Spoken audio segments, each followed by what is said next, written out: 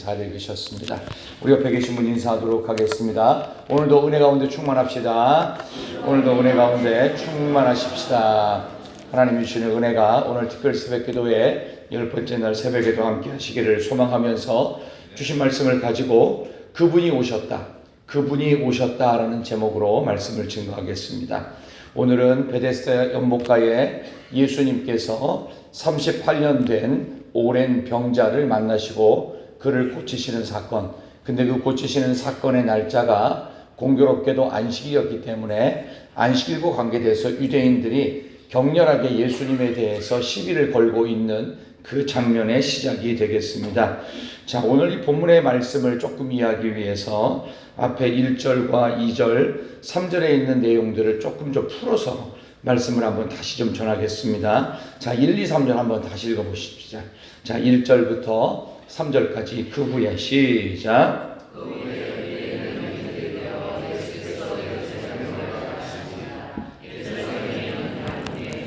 히브리 말로 베데스다라 하는 못이 있는데 거기 행각 5이 있고 그 안에 많은 병자, 맹인, 다리 저는 사람, 혈기 마른 사람들이 누워 물의 움직임을 기다리니. 아멘. 예루살렘 성전을 가보면 성전의 뜰이 있습니다. 이 성전의 뜰을 지나서 거기 양문, 더 쉽게이트라고 하는 여러 개의 문 중에 하나가 있어요. 양문은 그 제사에 제물이 들어오는 문을 양문, 그래서 양들이 주로 들어왔다 해서 양문인데, 양문을 지나가 보면 거기 오른쪽으로 꺾어지는 길이 있어요. 그 오른쪽으로 꺾어지는 길에 오늘 성경에 나오는 베데스다라고 하는 연못이 하나 있습니다. 이거 베이트 플러스 헤세드에서 자비의 집, 은혜의 집이라는 뜻입니다. 이걸 좀 상징적으로 표현한다면 이 베데스다는 지금식으로 상징으로 해석하는 거예요. 그 교회의 의미를 자비의 집, 은혜의 집, 이제 그런 식으로 베데스다라는 연못이 있는데 거기로 들어가는 왔다 갔다 하는 길에 5개의 통로가 있습니다. 그거를 행각이라고 말합니다. 그런 식으로 이제 이 모양이 만들어진 거기입니다. 환자들이 득실득실 되고 있는 베데스다 연못가에 사람들이 들어올 수 있도록 5개의 길목이 있었다. 그거를 행각 5이다. 이렇게 표현하는 것입니다. 거기에 예수님께서 아무 말 없이 오랜 병자 한 사람을 향해서 걸어가시는 장면이 오늘 성경에 등장합니다.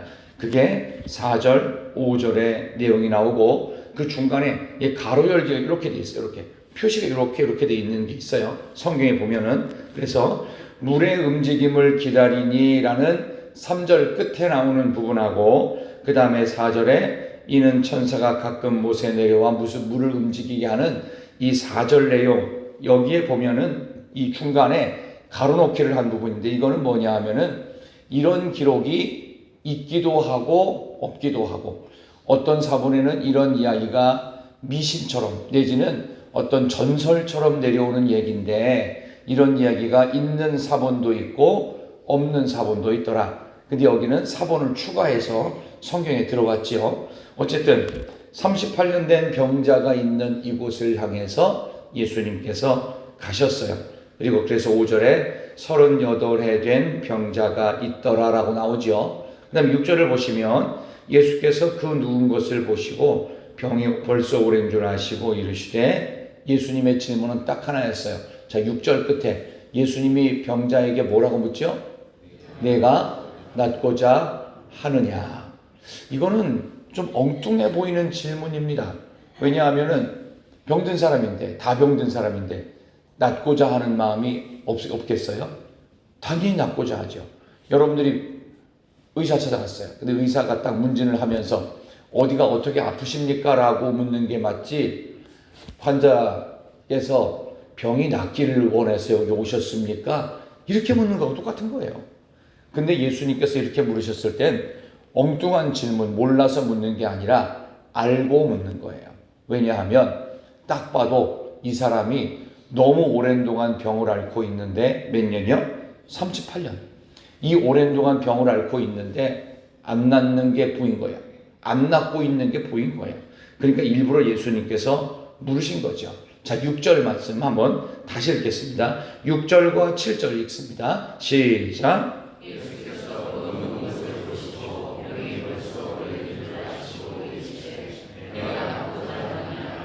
병자가 대답하되 주여 물이 움직일 때에 나를 못에 넣어주는 사람이 없어 내가 가는 동안에 다른 사람이 먼저 내려가나이다. 아멘. 여기서 이 환자는요, 지금 낫고자 하느냐라는 질문에 대해서 내가 병을 이렇게 해서 나을 수가 있는데 도와주는 사람이 없다라는 식으로 본인 스스로가 이 병을 어떻게 고쳐야 되는데 지금까지 조건 안 돼서 못 고쳤다, 이런 이야기가 나오죠. 그렇죠? 그러니까 마치 여러분들이 그런 분이 가끔 있어요. 환자로서 의사 앞에 갔는데 어디가 어떻게 아프셔서 왔습니까? 라고 물으면 제가 무슨 병이 있는데 여기도 가보고 저기도 가보고 한의원도 가보고 좋다는 뭐가 또 누구한테 가보고 그랬는데 결국은 못 컸습니다. 이런 식으로 말하는 거하고 똑같은 거예요. 그러니까 이건 나을 수 있는 건데 이러한 방법을 결정적으로 쓸 수 있었는데 내가 그렇게 하는데 도와주는 사람이 없습니다. 이제 그 얘기를 하는 거예요. 그러니까 거기에 대해서 예수님께서 10절에 이렇게 정확하게 8절에 말씀하시죠. 예수께서 이르시되 일어나 내 자리를 들고 걸어가라, 이렇게 말씀하십니다. 그러니까 옴짝달싹 못하는 사람한테 자리 들고 일어나라는 거예요. 그러니까 너무나도 놀랍게도 9절에 그 사람이 곧 나와서 자리를 들고 걸어가니라, 이날은 안식이라고 했어요. 이게 말이 안 되는 얘기잖아요. 순간적으로 갑작스럽게 없던 힘이 어디서 생겨나서 자리를 들고 걸어가라 하니까 곧 나았대요. 그 말씀에 곧 나았고 자리를 들고 걸어갔다. 갑작스럽게 기적이 일어난 거예요. 38년 동안은 어떤 말을 들어도 기적이 안 일어났는데 갑자기 예수님이 오시니까 기적이 생겼고 그때 자리를 들고 일어나서 걸어갔다. 이제 그 얘기가 여기 딱 나오는 겁니다. 자, 이 이야기를 한번 잘 생각해 보셔야 됩니다. 오늘 이 본문의 말씀을 보면서 여기서 38년 된 병자는 과연 누구일까? 여기 이름이 없죠. 근데 갑자기 예수님 말씀을 듣고 그 말씀대로 갑자기 그냥 엉뚱한 행동을 하니까 금방 낫고 일어나서 걸어갔다. 안 아픈 사람처럼 싹 낫다. 이런 이야기가 거짓말 같은 상황이 지금 펼쳐지고 있습니다. 이 이야기를 보면서 여기서 38년이나 된 오랜 병자, 어떤 방법을 쓰고 또 주변에서 안 도와줘서 마치 핑계거리처럼 자기가 안 나은 것처럼 돼 있는 이 병자는 과연 누구일까요? 오랜 병을 앓고 있으면서도 이 병에 대해서 방법도 나름대로 알고 있는데 못 나은 사람은 바로 예수님을 믿고 있으면서도 예수님의 말씀에 대해서 순종함이 없었던 우리의 모습일 수 있습니다. 그러니까 오늘 이 본문의 말씀을 보면서 말씀대로 순종해서 나아야 되는데, 말씀대로 순종해서 치유가 되고 회복돼야 되는데 여전히 말씀보다는 세상적인 방법, 그게 최종적으로는 뭐냐면 미신이고 전설이에요. 그래서 물이 막 움직이는 천사가 오는 때가 있다. 그러면 그때 가장 먼저 이 연못에 들어가면 천사의 손길이 이 병든 자를 얼마든지 낫게 된다. 근데 딱 한 사람이다. 제일 먼저 들어가는 그 한 사람. 이런 식의 미신과 전설이 베데스다 연못가에 내려왔다는 것은 무엇을 반증할까요? 그렇게 나은 사람은 없다는 뜻입니다. 그런 방법으로는 나을 수 없는데 그런 전설과 미신이 생길 만큼 사람들은 간절했지만 결코 병은 낫지 못하더라. 결국 엉뚱한 데 가서 우물을 찾고 있는 것과 똑같은 인간적인 수고의 허무함을 드러내고 있습니다. 아무리 인간적으로 노력하고 거기에 뭔가 미신과 전설과 마치 무당 찾아가서 점쟁이 찾아가서 굿하고 부적받고 뭔가 미래에 대해서 예언을 들으면 그럴듯하게 될 것 같은데 내가 아직도 재수가 없어서, 내가 아직도 운이 없어서 마치 뭔가 안 된 것 같은 인간의 착각을 여기에 베데스다 연못가에 있는 38년 된 환자를 통해서 우리에게 교훈하시고 있는 내용입니다. 홀로 남은 한 사람입니다. 아무리 노력해도 이 사람은 고칠 방법이 없었습니다. 인간의 절망을 그대로 보여주고 있는 것입니다. 근데 예수님께서 베데스다 연못가까지 일부러 성전뜰을 지나셔서 양의 문을 통과하셔서 거기에 가셨고 그 많은 환자들이 가득했다고 그랬잖아요. 여기 성경에 나오잖아요. 그런 얘기들이 그 가득하게 4절에 보면은 거기에 나오는 그 병자들이 얼마나 많았는지 3절에 많은 병자, 맹인, 다리 저는 사람, 혈기 많은 사람들이 누워서 물의 움직임을 기다리면서 이렇게 중환자들이 많은데 왜 하필 38년 된 오랜 병든 자 그 사람을 찾아갔을까요? 거기에는 예수님만의 특별한 목적이 있었다는 것을 반증하고 있는 것입니다. 절망보다 더 깊은 절망에 빠진 한 사람의 모습을 성경에서는 지금 묘사하고 있습니다. 오늘 7절 말씀 한번 다시 한번 읽어볼까요? 7절 병자가 대답했던 내용인데 이게 대단히 중요한 부분이 하나 있어요. 자, 7절 병자가 대답하되 시작.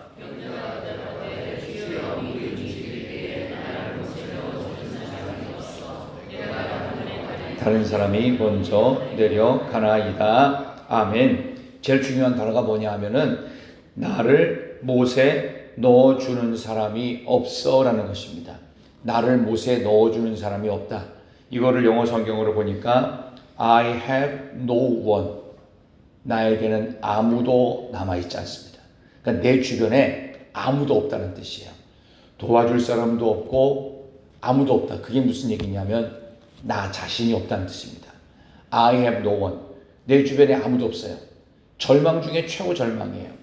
돈을 많이 벌었어요. 내 주변에 아무도 남아있지 않아요. 내가 세상적으로 성공을 했어요. 내 주변에 아무도 남아있는 사람이 없어요. I have no one. 아무도 없다. 그러면은 무인도에서 수조원을 갖고 혼자 지내는 것과 똑같다는 뜻입니다. 무인도에 혼자 고립된 듯한 표현. I have no one입니다. 나를 못에 넣어주는 사람이 없어. 신약 같은 희망이 시작되는 바로 그곳에서 내가 어떤 것도 나눌 수 있는 사람이 내 주변에는 한 사람도 남아있지 않습니다. 가족도 없고 아내도 없고 자식도 없고 친구도 없고 게다가 미신도 나를 구원할 수 없었던 절망의 끝자락에서 헤매고 있는 한 사람 누구일까요? 예수를 믿으면서도 말씀대로 순종해 본 적이 없는 불쌍한 그리스도인 우리의 모습은 아닐까요? 바로 그때 주님께서 말씀을 하십니다. 일어나 내 자리를 들고 걸어가라. 절망과 아픔과 아무것도 없는 바로 그 자리를 들고 일어나라는 거예요. 우리가 이 자리에서 절망의 자리에서 그냥 있지 말라는 거예요. 들고 일어나서 주님의 말씀에 순종해서 일어나서 걸어가랍니다. 일어날 수도 없었고 걸어갈 수도 없었던 것은 그 자리를 들고 나갈 생각을 한 번도 해본 적이 없고 그런 말을 들어본 적이 없는 거예요. 결국 우리에게 수많은 하나님 말씀이 증거되고 예수님의 말씀이 있지만 한 번도 그 말씀대로 순종해 본 적이 없다면 우리의 믿음은 결코 자라지 않습니다. 몇 대째 신앙생활을 해도 수십 년 교회를 다녔어도 아무리 창존 직분자의 직함을 받았어도 말씀대로 순종해 본 적이 없다면 38년 된 환자나 우리의 순종함이 없는 모습이나 똑같다는 뜻입니다. 우리는 과연 어떤 모습으로 살아가고 있습니까? 안식일의 치유를 경험했던 이 사람은 그 말을 정말 38년 만에 듣고 그 말을 듣고서 그대로 순종하지요. 오늘 9절의 말씀을 다시 한번 읽어볼까요? 9절 말씀 그 사람이 시작. 걸어가니라. 이날은 안식일이니 아멘. 곧 나아서 자리를 들고 걸어갔다. 결국은 순종이 있을 때 기적이 있는 거예요. 순종 자체가 기적이에요. 그러면은 곧 나았다는 표현은 뭐예요? 이제부터 어떻게 해요? 친구도 생기는 것이고 가족도 생기는 것이고 배우자도 생기는 것이고 내 주변에 I have no one이 아니라 I have 많은 사람, 더 많은 사람들이 가득한 것입니다. 결국 나는 아무것도 없어도 내 주변에 사람이 많다. 그러면 다 있는 것입니다. 내가 모든 것을 갖고 있는 것 같아도 내 주변에 아무도 남아있지 않다. 그러면 아무것도 없는 것입니다. 쓸 돈이 없는 게 아니에요. 써도 의미가 없는 거예요. 살아있어도 살아있는 것 같지가 않고 잠을 자도 잠잔 것 같지 않고 밥을 먹어도 음식 맛이 없다면 I have no one. 내 주변에 아무도 없는 것입니다. 그러므로 여러분들, 제일 중요한 거는 내 주변에 사람이에요. 근데 주님께서 아무도 없을 때까지 절망 속에서 못 나오고 있는 이 사람의 치유받지 못하는 이 안타까운 모습을 바라보시면서 주님이 그 한 사람을 위해서 걸어가십니다. 지금 주님께서 여러분 한 분을 위해서 이 자리에 오십니다. 성령이 오셨네, 성령이 오셨네. 내 주에 보내신 고와 같이 너희를 버려두지 않으신다고 말씀하십니다. 이 고와 같이 너희를 버려두지 않는다는 것은 성경 말씀의 근거에서 찬송 가사를 만든 겁니다. 여러분, 오늘 이 귀한 시간에 이제는 예수님께서 오셔서 내 자리를 들고 걸어가라고 하시는 이 이야기는 무슨 얘기냐? 모든 것을 정지, 스탑 시키시는 거예요. 너 아무것도 없다고 그랬지? 절망이지. 절망도 그만, 질병도 그만, 그리고 모든 것을 멈추시고 이제 어떻게 하라는 겁니까? 내 자리를 들고서 이 절망의 자리, 모든 것이 멈춰진 그 자리에서 다시금 시작하라는 겁니다. 그래서 뭔가 치유가 되고 회복되는 것은 새로운 출발입니다. 여러분이 순종의 한 걸음을 내딛는 순간부터 모든 것은 다시 시작됩니다. 우리가 다시 한번 순종의 걸음을 한 걸음 내디딜 때 우리가 그동안 안 됐던 모든 것, 내 주변에 아무것도, 내 어려움도 기쁨도 슬픔도 즐거움도 나눌 수 없었던 홀로 고립된 그 자리에서 모든 사람들이 나를 향해 나를 영접하고 환대하는 분위기로 갈 수 있습니다. 왜? 주님의 말씀에 순종하는 그 순간 없어도 괜찮아요. 있으면 더욱 나눌 수가 있어 더 좋겠죠. 하나님께서 우리가 질병이 있을지라도 우리를 안 쓰시는 게 아닙니다. 약해도 쓰실 수 있어요. 부족해도 사용됩니다. 우리가 없어도 얼마든지 가능성을 하나님이 만들어내십니다. 그래서 돈 하나 없이 모든 것을 정말 맨 땅에 헤딩하듯이 시작했던 그런 사업을 일궜던 분들 가운데 지금 이렇게 잘 된 것은 나중에 얘기를 들어보세요. 사업하시는 분들 혼자 잘 됐나? 그렇지 않습니다. 주변에 돕는 사람들이 굉장히 많았습니다. 굉장히 많았어요. 게다가 하나님의 말씀에 순종해서 도움을 얻는다면 아무도 없을지라도 하나님 한 분이 계셔서 오늘 예수님 한 분, 그분이 내 자리를 들고 일어나라, 걸어가라 했을 때 그 말씀에 순종의 첫걸음을 딱 뗐을 때 정말 오랜 38년 동안 내 주변에 아무도 없었는데 모든 것이 생겼습니다. 가장 먼저 그를 비난했던, 너 안식일인데 왜 걸어다녀? 안식일인데 왜 멀쩡한 듯이 다니는 거야? 안식일엔 아무것도 하면 안 돼. 이런 식으로 시비나 걸었던 이 사람들부터 시작해서 수많은 사람들이 이 병든 자가 나은 모습을 통해서 집중하기 시작합니다. 이제 사회 인프라의 바운더리에 중심에 서게 되는 모습을 볼 수 있습니다. 우리는 이상하게도 혼자 있으면 편하다라고 생각할지 모르지만 그렇지 않습니다. 내 주변에 사람이 많아야 됩니다. 우리 하나님이 계십니다. 아무도 없어도 내가 기도할 때 말할 수 없는 탄식에 성령이 계시고 하나님 보좌 우편에 예수님이 우리의 기도를 돕는다고 로마서와 히브리서에 분명히 기록되어 있습니다. 저와 여러분들 결코 고와 같이 버려두지 아니하시는 하나님 앞에 다시금 이 찬양을 부르시면서 오늘도 나를 만나러 그분이 오셨습니다. 우리 귀한 찬양을 다시 부르시면서 하나님께서 성령으로 이 땅 가운데 우리를 위해서 임재하시는 그분과 함께 복된 하루가 되십시다.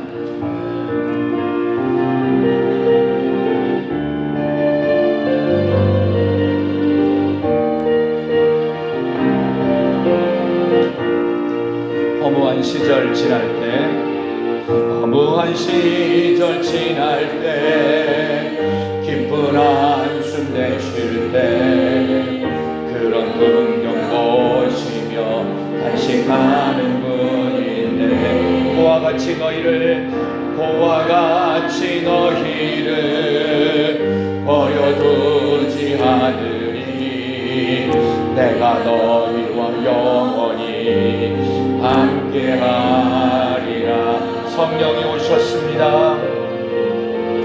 성령이 오셨네.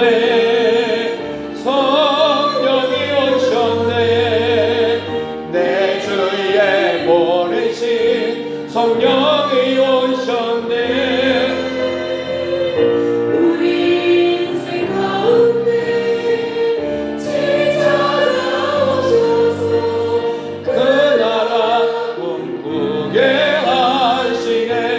다시 한 번 더 성령이 오셨네. 성령이 오셨네. 성령이 오셨네. 내 주에 보내신 성령이 오셨네. 우리 인생 가운데 신이 찾아오셔서 그 나라 꿈꾸게 하시네.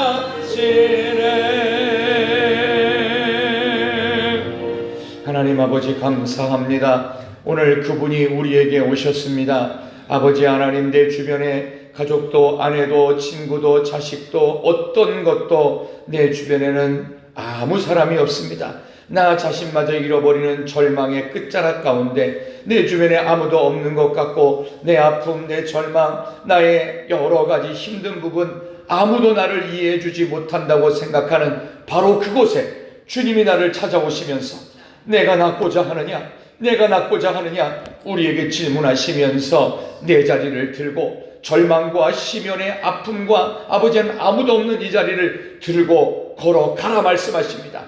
그 말씀에 순종의 첫걸음을 내딜 때 그 자리를 들고 걸어가게 되는 놀라운 기적이 우리의 삶에 있게 하여 주시옵소서.